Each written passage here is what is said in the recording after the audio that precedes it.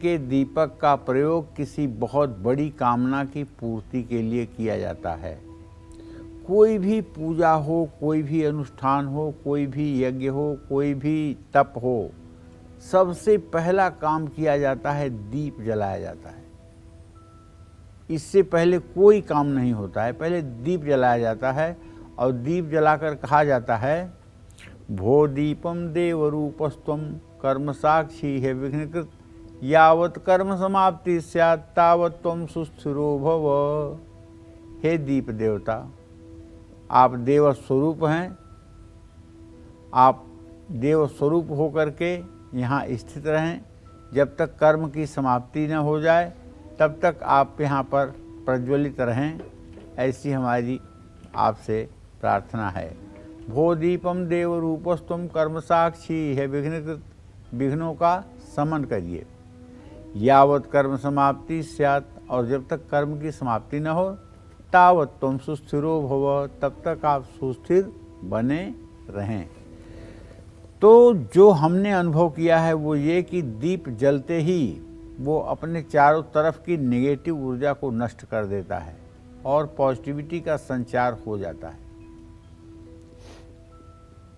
और ये दीप जो तेल से, घी से जलाए जाते हैं, उन्हीं दियों में ये ताकत होती है। माँ अन्नपूर्णा का आशीष इस दीपक को मिल जाता है, गेहूं के आटे के दीपक को। और दूसरे दीपक की तुलना में आटे के दीप को शुभ और पवित्र माना गया है।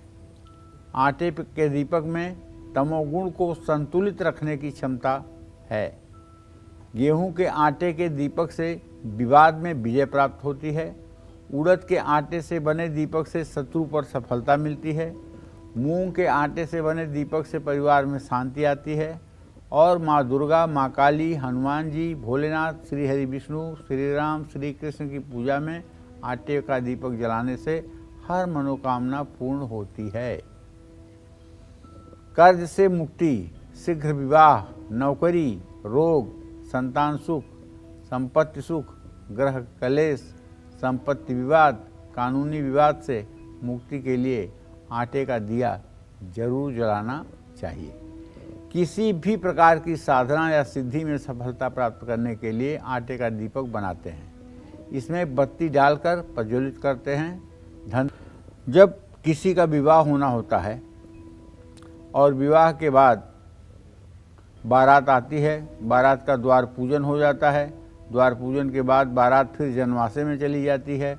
उसके बाद में जब विवाह का कार्यक्रम शुरू होना होता है, लड़की मंडप में आती है, गणेश, गौरी, कुबेर, अरेमा की पूजा करती है।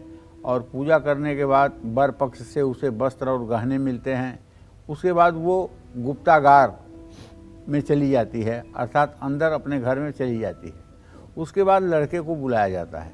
लड़का जब आता है तो आटे के दीपक में चारमुखी तेल का दिया जला करके उसी दिए से लड़की का पिता लड़के की आरती करता है। चारमुखी दिया जलाने का यहाँ सिर्फ यही तात्पर्य है कि लड़के के अंदर जो भी नेगेटिविटी हो सब सदा सर्वदा के लिए समाप्त हो जाए। और आटे का दिया भी जलाने का यही तात्पर्य है, क्योंकि लड़का जो उस समय आता है वो सिर्फ लड़का नहीं होता है, वो विष्णु रूप में होता है। हमारे यहाँ सनातन धर्म में विवाह में आए हुए वर को विष्णु स्वरूप मानते हैं। इसीलिए तो जिस परात में लड़के का पैर धोया जाता है उसी पानी से लोग हाथ भी धो लेते हैं और उसी पानी को पवित्र मानकर माथे पर लड़के के चंदन भी लोग लगा देते हैं। तो कहने का तात्पर्य ये है, कहते हैं विराजो दोहो अस विराजो दोह मसीह में पाद्याय विराजो दोह। इस मंत्र से विष्णु रूप लड़के का पैर धोते हैं और संकल्प लेते हैं, विष्णु रूपेण तुभ्यमहम संप्रदे, आप विष्णु रूप हैं इसलिए आपको ये कन्यादान समर्पित करते हैं। तो आटे के दीपक की बहुत बड़ी उपयोगिता होती है। और कुछ लोगों के घरों में अनवांटेड मुसीबतें चलती रहती हैं, जैसे किसी को चोट लग जाना,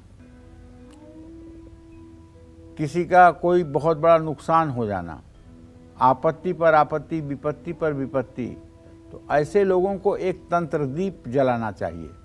तंत्रदीप उसको कहते हैं जिसमें 100 ग्राम आटा गेहूं का, 100 ग्राम जौ का आटा, 100 ग्राम चना का बेसन, 100 ग्राम उड़द का आटा और 50 ग्राम हल्दी का पाउडर, ये 5 चीज़ें 450 ग्राम हो जाती हैं। इनको मिला लेना चाहिए आपस में और इनकी 10 पुड़िया बनानी चाहिए बराबर मात्रा में, और एक एक पुड़िया का आटा गूँथ करके उसका दिया बना करके घर के अग्निकोण में लकड़ी के कोयले से क्रॉस का निशान बना करके उसके ऊपर सायंकाल इस दीपक को जलाना चाहिए।